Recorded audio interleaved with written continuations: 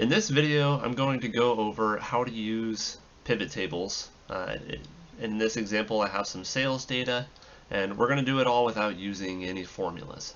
So for example, over here I have a couple formulas doing some calculations on this table to figure out our sums, sum ifs, peppers on the 7th, a couple different examples. I'm going to show you how to do these things with a pivot table.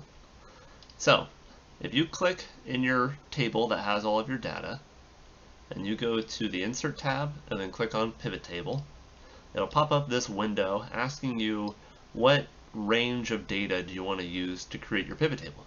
Now in this case, it's making some assumptions. It's grabbing this big sales data word that I don't want to include, so I'm going to exclude that. We want to start at A4 instead of A1. And we also want to go through the F column, because that's including all of my profit. So through F, and then 806 is the lowest row, or the highest row for data that I have. So my range is good. Now, where do I want to put this pivot table? Well, I could do a new worksheet, or I could pick somewhere. I'm going to go with a new worksheet. And so now you can see it created another worksheet, and it's created a pivot table here. So to build a report, choose fields from the pivot table field list. And it's giving you an example here. So over here on the right, you can see we have all of our different columns from the table, and then we have 4 different boxes. Now filters are things that you can filter by. So on my items, we had apples, grapes, orange, and peppers and potatoes. I could filter by any one of these to only show data, and I'll show an example of that later. Columns is basically, column A, column B, column C, what do I want to put there? So for example, I put the items there. Well, now each different item that we sold is its own column along with a grand total. And we could also put them in rows. Now, to start getting some analysis going, we can click on quantity and drag that to our values, and it'll show us the total quantity of each item that we sold along with a grand total. If we remove the items and just put it in the filter, well, now it's showing us the total quantity for everything.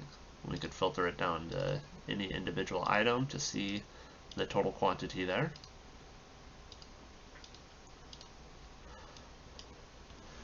But let's put it back in the rows. Another thing you can do is, instead of knowing what your sum is, let's say you wanted to know how many sales you made, not the number of items sold. Well, you could change from the sum of the quantity, click on Value Field Settings, and click on Count. So it'll count how many sales were made for each of these. You could also do the average. What was the average sale quantity? For most of these, it was between 4 and 5. And our total average was 4.9. We could also say a few other things: standard deviation, count numbers, minimum, maximum, a lot of stuff that you could use formulas for, but with a pivot table it's a lot easier because you don't have to type out the formulas. You could also change the number format. So let's say, for example, instead of sum of quantity, I wanted to look at the profit. Well, it's not showing it as dollars. So if you click into this box again and click on number format, you have all of the different formats for cells. So in this case, we want accounting, and we'll show 2 decimal places. And click OK, and OK. Now it's showing everything as dollar values. But what if we wanted to look at this by date? Well, we can move our items. Let's just put that back in the filters so it goes away. And let's drag our date column down and make them into rows. Now Excel treats dates kind of funny. It's kind of a learning curve for most people on how to interact with Excel and dates. But in this case, Excel likes to group dates together in pivot tables. So if you right-click the date column, you can click Group or Ungroup, and grouping is just telling it different ways to group the data. So if I deselect months and we're grouping by days, well, now it's grouping by individual dates. In this case, I don't want to group at all. I want to ungroup just so it shows the individual rows. So now it's showing the sum of profit on each date, 28th, 29th, 30th, 31st. So it's going from the oldest date to the newest. Well, I want to look at it from the newest date to the oldest. So we can just say sort from newest to oldest.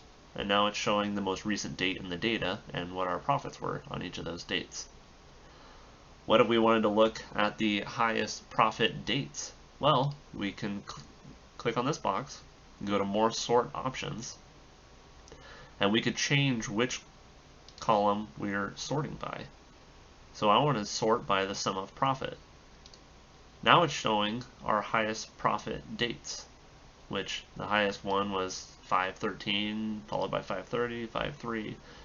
So the dates are kind of sporadic. It's only going off of what the highest profit date was.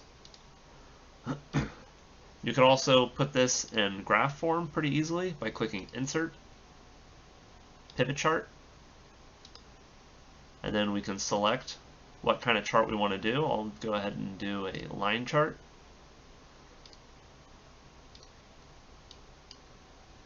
We'll drag that to make it a little bigger.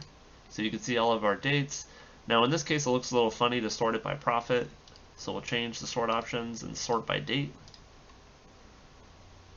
So you can see what our individual profits were on each of our dates.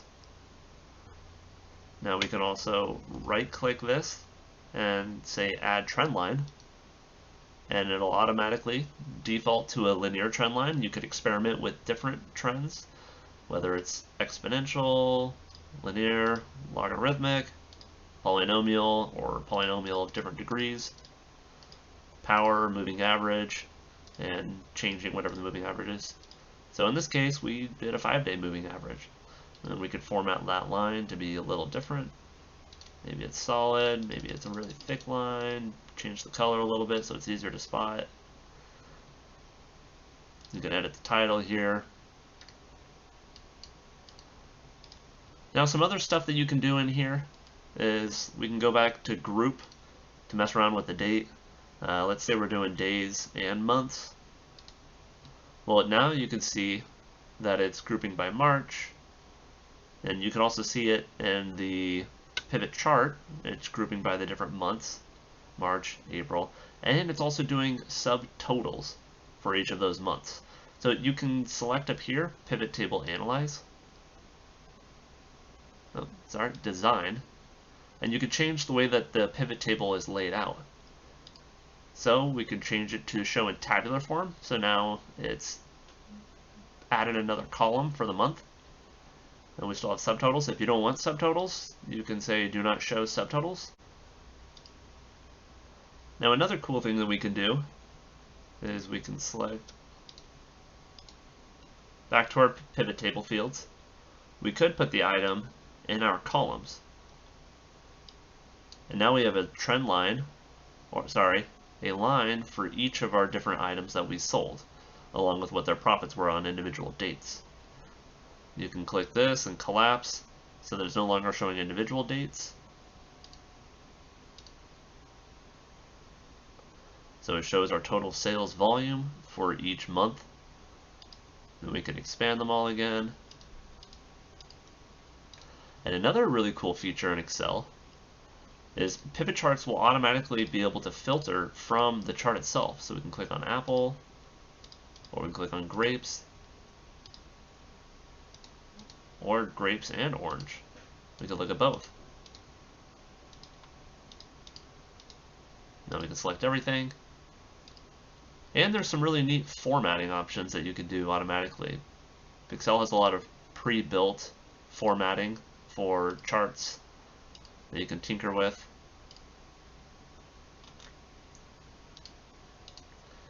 Let's go back to the default. Another really cool feature is you could add slicers to your data. So if I select this and I choose which item do I want, or which column do I want to slice by, this is essentially doing a filter. So whichever item that I click on here, it will filter by that. So apples, it's only showing apples. grapes, oranges, maybe peppers and potatoes. Now it's showing both of those. We can do similar filters by dates as well. If you click on timeline on the insert tab, select date, okay.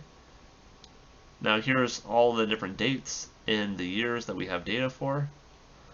So we only have data through March through June. So let's just look at April. So it filters down to April. Then we could even filter our items further. Now we're just looking at grapes in April. We can clear that.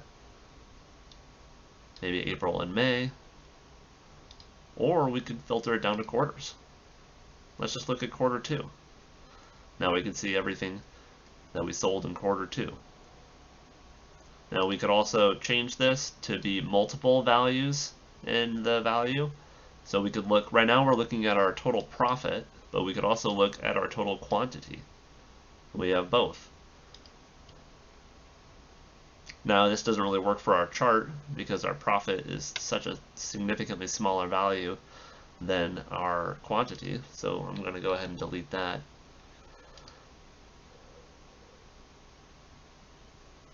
And we could also add quantity again.